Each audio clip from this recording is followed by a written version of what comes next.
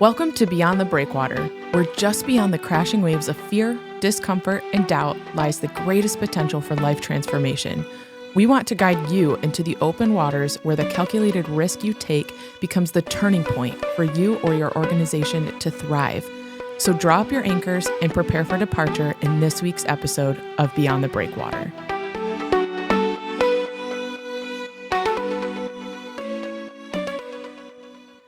All right, welcome back. We are on with another episode of Beyond the Breakwater. I am Lyndsay, and the voice you'll hear in a couple seconds is Ed. Hi, Ed. Great to see you, Lyndsay. Yeah.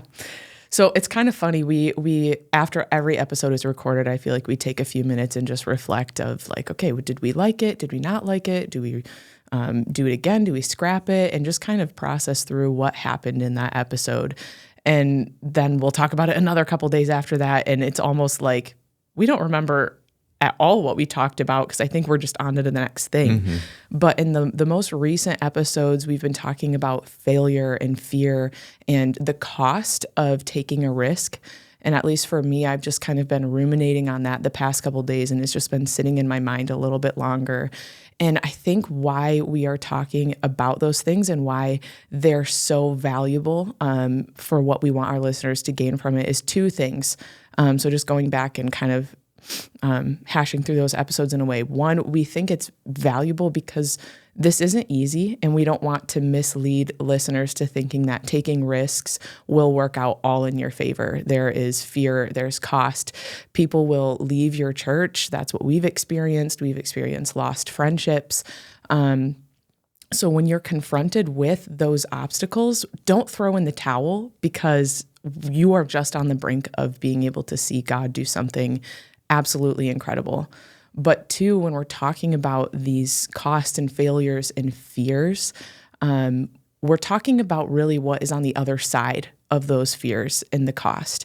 And on the other side is what that is worth. So when you're thinking of somebody, what they're paying for, you would very rarely pay for something that is not either equal or greater value to. Mm-hmm. If you're paying for something and it's of lesser value, you're probably getting scammed. Right.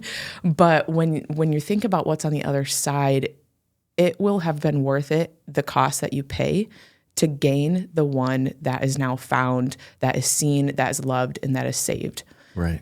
So we're going to take listeners today another layer deeper. Today, we're going to be talking about, rather than hindsight of what we've been through and how we are on the other side of it, we're going to bring you through what we're walking in right now. We're going to take you through the current risk. So Ed, kind of walk me through what is part of your world. You shared with me a couple Sundays ago an opportunity that became available or potentially available. So we have all of these ministries. We have a grocery store we just bought a building for. And in that building there's a whole strip mall that it's located on. Right. So I don't know how many businesses or how many lots are there in that strip. Well, there's 9 businesses in there. Okay. And then there's also a Kmart that had closed down. So the Kmart's about 100,000 square feet. We had purchased about 33,000 square feet, and then there's another 134,000 square feet. But I want to pause because this is, it can feel overwhelming. I mean, anybody who's listening be like, okay, that's, not anywhere near, maybe what they would even consider doing. But I would say that we didn't either. We never considered really getting into real estate like this. Our ministries, we were renting space. It was going great. Yeah. And somebody actually brought the opportunity for us to maybe purchase 33,000 square feet. Yeah. So let me pause there real quick, okay, because just to bring people along here. So we have a number of ministries that are based on needs. So a grocery store, we have an auto garage, we have a preschool, a healthcare clinic, an appliance and employee training program, just to name a few of them. But all of that to say these ministries are kind of scattered throughout Midland, the town that we're in. Yes. And so we had just recently, over a year ago, mm-hmm, bought a building to move the grocery store into a building that's 4 times bigger.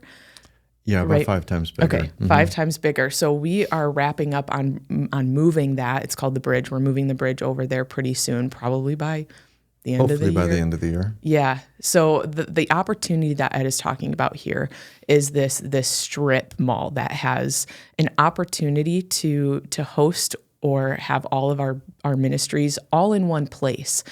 So we talk about our ministries from an intangible perspective, this model of wraparound care. So when a person comes to us in need, we can say, do you need food? Do you need transportation? Do you need a job? Do you need recovery? Do you need housing? What do you need? And we will wrap around you. This opportunity is going to give the tangible to that in the sense of they can be in one place and it is going to be all there. They don't necessarily have to bounce around all different parts of town. Yeah. Right? Yeah, I think we need to backtrack just a little bit. We didn't jump to this scale. I mean, this was, we never dreamed that we would own anything Right. In town because, our church is a little bit outside of town, about 3.5 miles outside of town, and some of our ministries are in town, and we've been renting. If I would go back and talk about the first bridge, I know we talked about this in previous episodes, but we had no money. And I remember going to a landlord and said, I have a big dream and I have no money. And he said, what do you have in mind? And I said, we want to help people with food. And I explained it and said, if you're not interested, then let's change the conversation. We'll have a great lunch together and we'll go on our way. But his name is Alex. And he said, I am interested. Well, it just kept going until finally, I know we've had some pictures of, the first bridge that we opened up. Little grocery store, and it's been running for almost 7 years. And so when another opportunity came along, maybe to purchase a piece of property or 3 units in a strip mall, I remember Marcia's the manager. Marcia brought it to me, and she said, this is available for us to purchase. I did nothing. I was scared.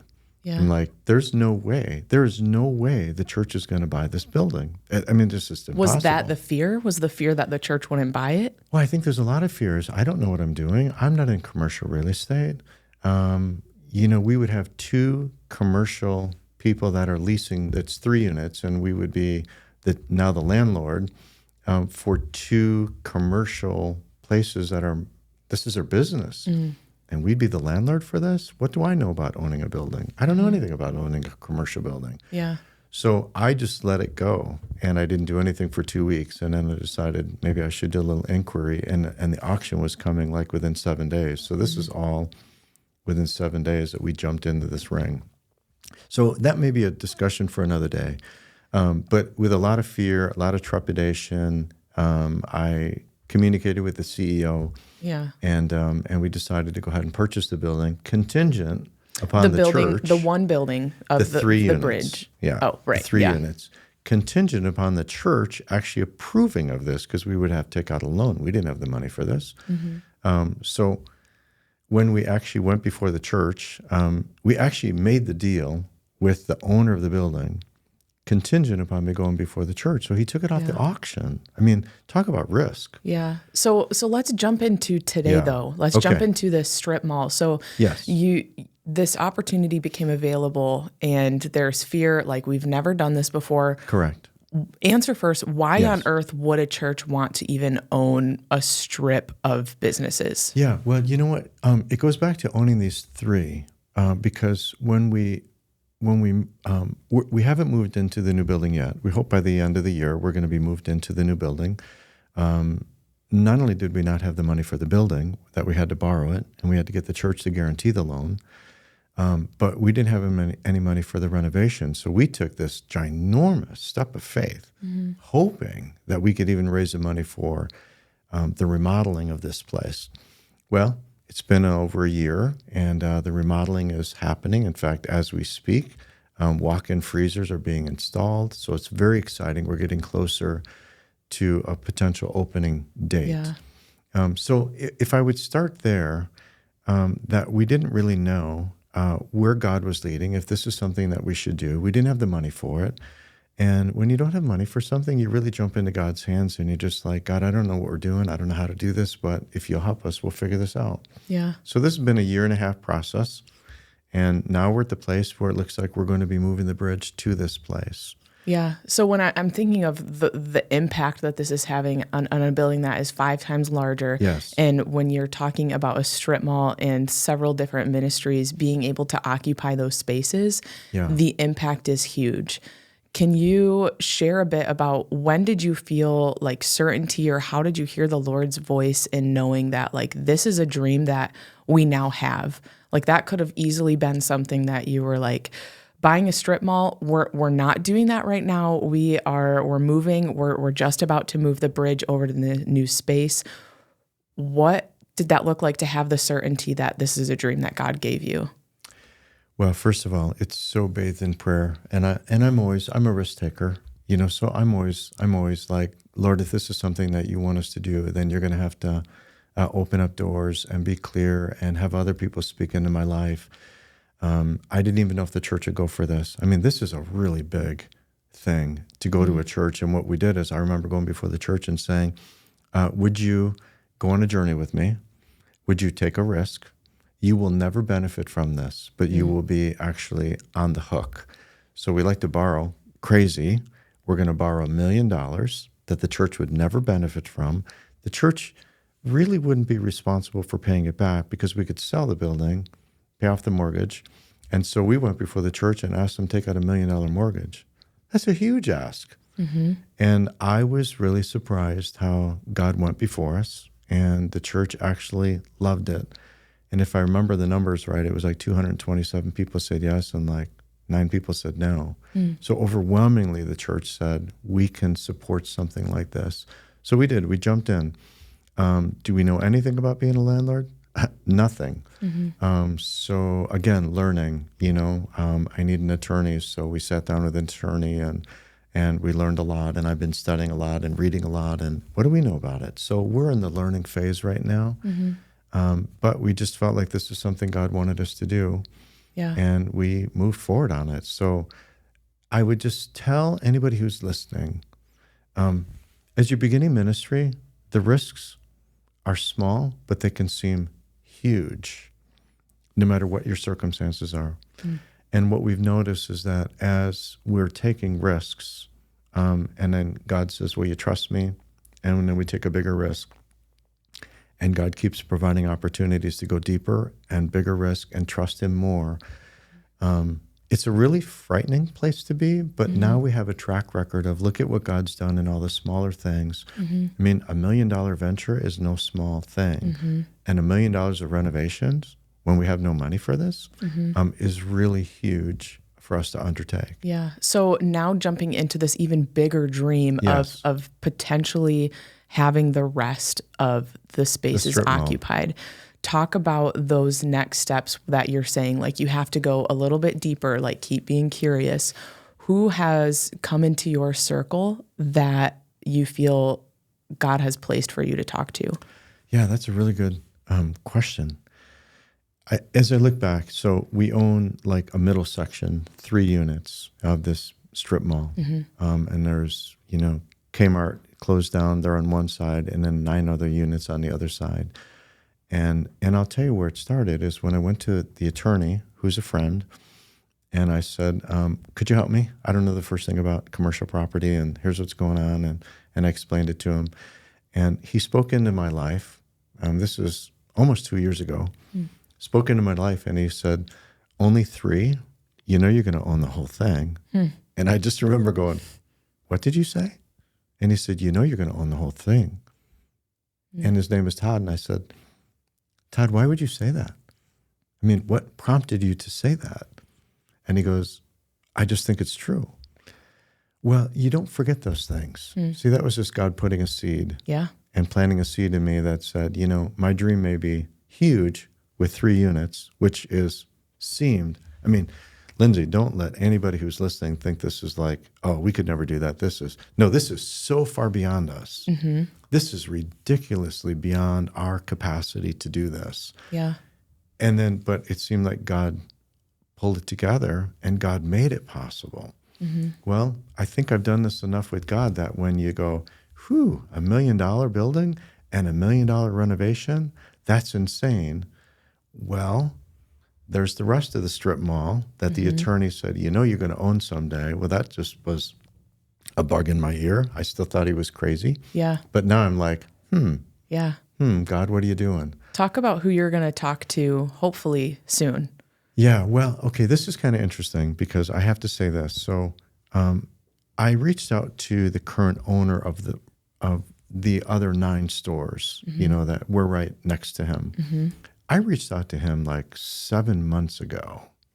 And I remember saying, hey, if you ever want to sell, would you talk to me? Because I was just responding to what our attorney said, thinking, we'll see. So nothing came of it. I knew he had no interest in selling it, which is okay. I had no interest in buying it. Yeah. Didn't you say, would you give me the building? Would you donate it? I did. I did ask him at one point, Which would you donate crazy. it? He just laughed because he's investors. He's got a group of investors. And so that wasn't even taken, seriously. But he didn't say no. No, he didn't say no. So when he called me back, here's the interesting thing. He didn't ever remember talking to me about any of this. Huh. Well, he was on my to-do list to call to say, hey, if you ever think about selling, would you just give me right of refusal? Would you mind doing that? And so he's on my list of people to call, and he calls me out of the blue. And I'm like, why did you call me? And he goes, well, I was just wondering about one of your renters, if you would mind if I would steal him and put him in one of my rental units. And I'm like, well, that's funny that you called me because I was going to see if you just wanted to sell all of it to us. And he goes, for real? I said, yeah. He goes, talk to me. And I just told him the dream of what we're doing in healthcare, that we would need more space. Yeah. And I just talked to him about all the different ministries we're doing. And he said, I'll call you back.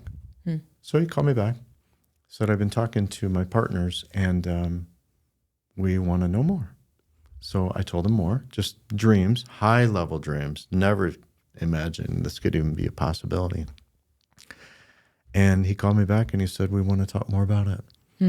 And I said, okay.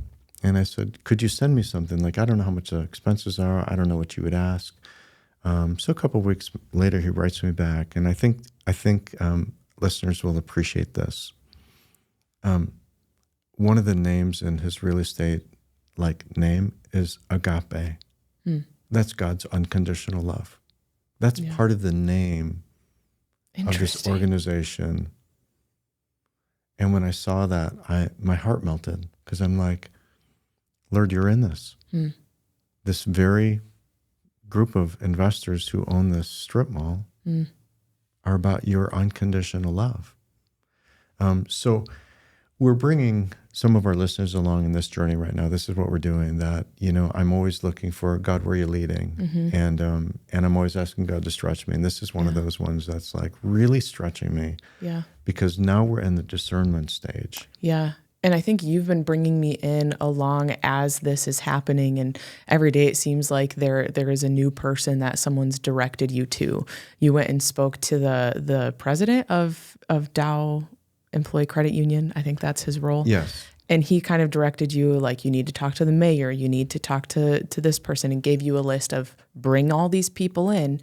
And now you have meetings scheduled with all of them. Right. You just talked to a realtor at our church, asked him, who should I talk to? What should I do next? And he advised you, talk to the owner of this building who lives 8 hours away. Right. And so what are you going to be doing coming up hopefully next week or in the coming weeks? I'm hoping tomorrow to make a phone call and then make a trip 8 hours away just to talk to them.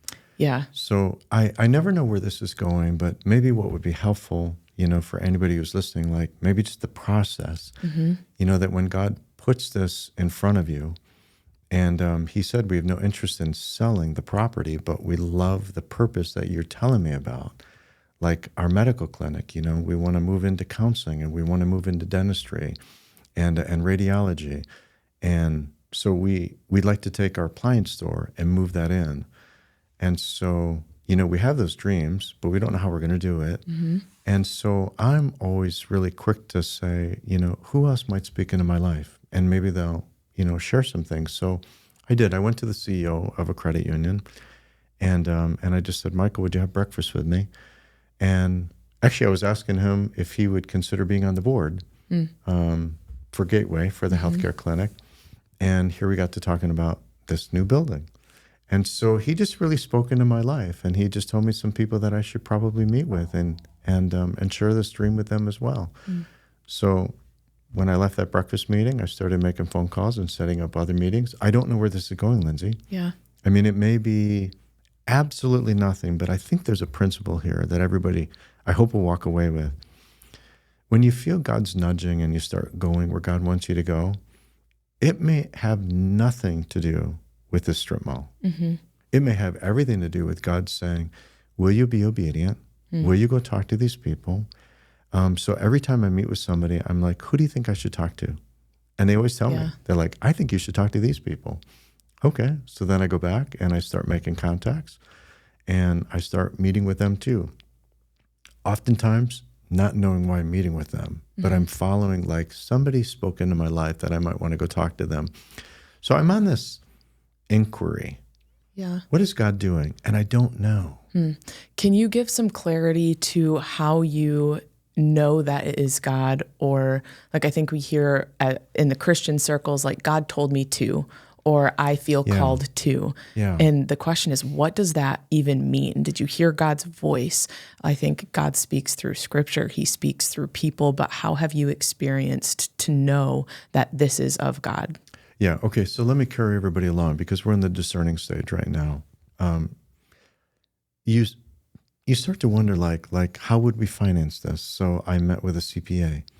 And I said, talk me through, what would this look like? How much would it cost? Where would the money come from? Do we borrow the money? Would it be investors? So what I start to do is just like, God, who comes to mind? And every person that I talk to, I always ask them, who do you suggest I talk to? And they always give me a list of 2 or 3 people. So then I communicate with these 2 or 3 people. So right now we're in this exploratory. And I believe that God speaks through all of them. And I feel like every person I talk to gives me a nugget, and they give me something that I should kind of grab onto and start running with. So it's been, I love it because I really, honestly, I feel like let's go beyond the breakwater, okay? I feel like I'm a little bit on my own in these new adventures. There's nobody in the boat with me yet. And I'm just out exploring. Let me talk to that person. Oh, they said I should talk to that person. Let me go talk to that person. Why am I talking to that person? I don't know, but maybe they'll lead me to the next person. And slowly you start to walk down this path. And so I think this is so applicable. It doesn't matter if you're in a very small church. It doesn't matter what context you're in, that when God puts something in front of you and you're like, I don't know if he's doing this or not, so let's go find out. So who do I need to talk to? And then every person you talk to, ask them, who do you need to talk to? And you slowly start widening all of this. And it's all discerning. So I'm at an interesting point, I'll tell you at this point. I mean, there's still a lot of unknowns. But I'm at a point where we have this street that has like 3 or 4 lights. Like every block is a light. And I feel like I'm sitting right now at the light, and they all turn green. And I'm just waiting. And I'm like, Lord, they're all green. But there's one voice I really feel like I need to hear from. I want to know what God thinks of this. So now I've been on this quest to talk to people and say, would you help pray? Yeah. Talk about that, the prayer piece, because there have been a couple people that have come up to you and told you specifically that they're praying about this. Well, they're praying about this, but they said, I'm going to pray that God will give you, some kind of an answer or something that will surprise you. Like an undeniable sign, like an I think they had undeniable said. sign that it's actually of God. And I had 2 people in about 5 days say the same word, use the same exact words. And I said, well, that's funny you use that word, because somebody else just used that same word earlier this week. So now, I do a lot of walking.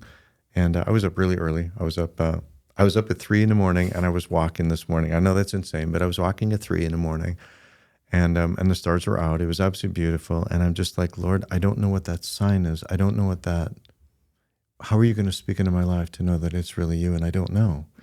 So, like every day, it's like, is it over there? Is it over here? Is it this person? What is that person? And I'm just looking to see, God, how are you going to speak? So I feel like I'm sitting at the light.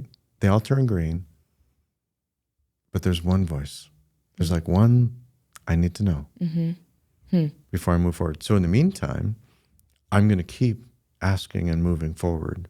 Yeah. And I think this applies if it's your first endeavor and it's really scary to do something in your church, or if you've been doing this for a while. But I will tell you that when you do the little ones, God goes a little bigger and a little bigger and a little bigger.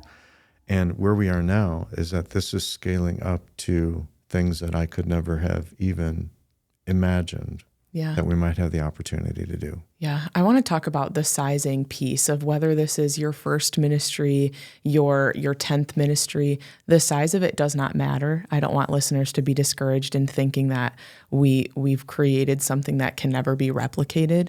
And I don't think the challenge or encouragement is to necessarily replicate it, but apply the concepts to your area. And so I think when we're talking about sizing, I just want to mention we hosted a couple pastors at Messiah a couple weeks ago. And one of them he's a pastor at a church of a town of 9,000. Okay, our town Midland, it's 40,000, around 40,000. So quite a smaller city that he's in. Church congregation, do you remember how many he had said? I think 100. Okay, that sounds right. So he is in a full-time role as a pastor with 2 part-time employees. Okay, so he doesn't necessarily have the team around him yet to launch, but he's like, we gotta launch. There was a line that he said, he just spoke on Sunday and said, paraphrasing it here, but he didn't want to participate in the funeral of his church. Right. And so he knew that it was time to fire up the engines and to take the church and join God in the community. Right. And so I'm sitting here listening to him speak, and I'm just getting the chills, and I'm getting excited. Yeah. And I'm also getting terrified because I'm like, oh boy, I wonder if at the end of this, he's like, what did I just say? Yeah. Well, I think there's a really good principle there, okay? And I've learned this along the way too, which is why I'm so proud of what he did. Is that when you feel like God is stirring, quickly tell. Quickly tell other people. And usually they look at you like, are you insane? And it doesn't, size of it doesn't matter. But are you insane? And the reason why I do that, I think I've learned over the years, if I speak it, now I'm accountable for it.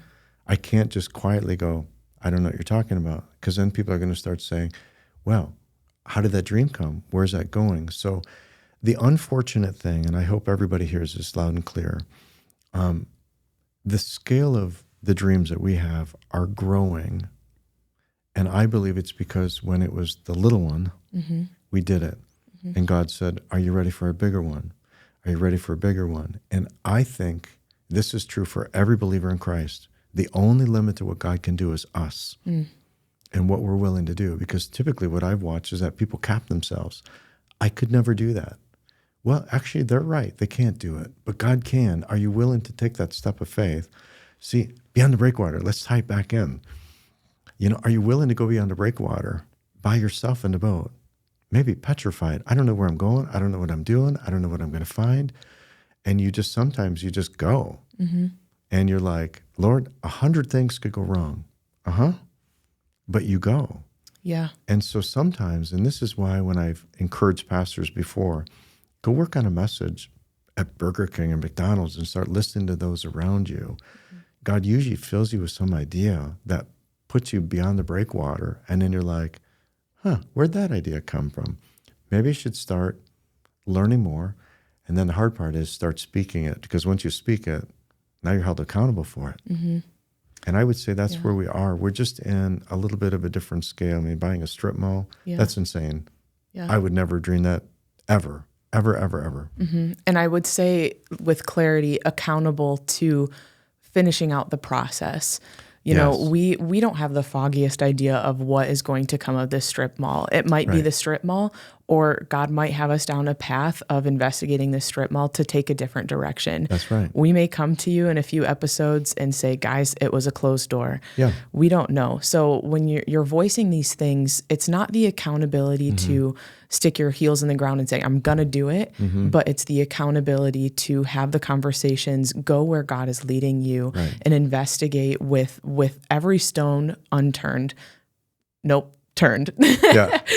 but that's the point, is just to be curious and to follow through with all of that. So we're coming up on the end of an episode here, and it just flew by for me, but I want to leave listeners with a very practical thing that they can do. Something that's coming to mind here is just in that example of the pastor, Jim, he had visited and shared with his church, were firing up the engines. Something he had asked for in his message to his church congregation was, would you join me in prayer to have God raise up a team of people to execute this? And so I think that is such a tangible way that we can start. In the Bible, we are commanded to pray. We're encouraged to pray through everything. We're told to pray for the welfare of our city.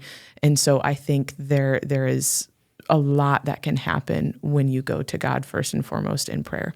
I think it's the scariest thing that he did when he went before the church and he shared with them what he had learned about going beyond the breakwater. And then you're right, when he invited people to join him on this journey, we've done this long enough to know that there's some people who are going to say, like, I'm off this boat.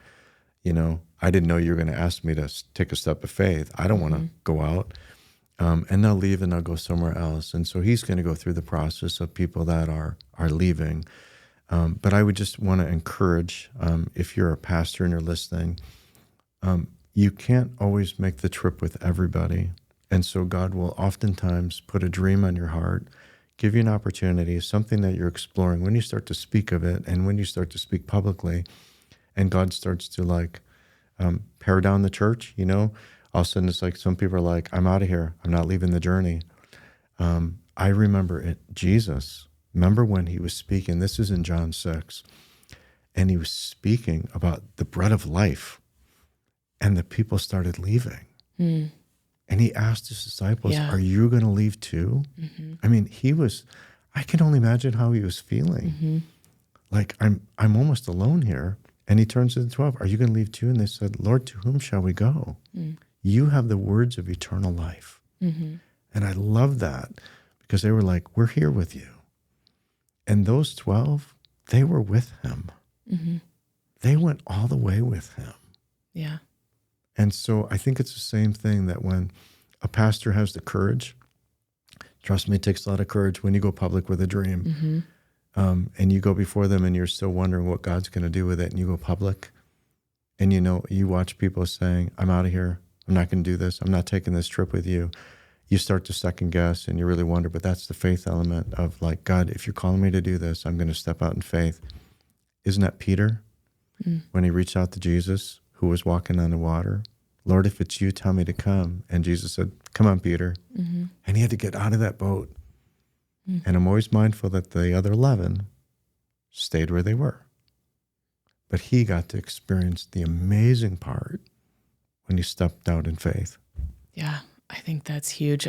So I would encourage listeners, take a step, investigate what that step could be, because God is moving around you. He's bringing people to you. He's speaking to you in ways that we could just breeze right past. So I'm excited. I'm just thankful. Thank you, everybody who's listening, because I think it's exciting to bring people along this journey with us. We've talked about everything in hindsight so far, but I'm just thankful to have people who we can bring along, who we can talk through our fears, our failures, the obstacles we're facing.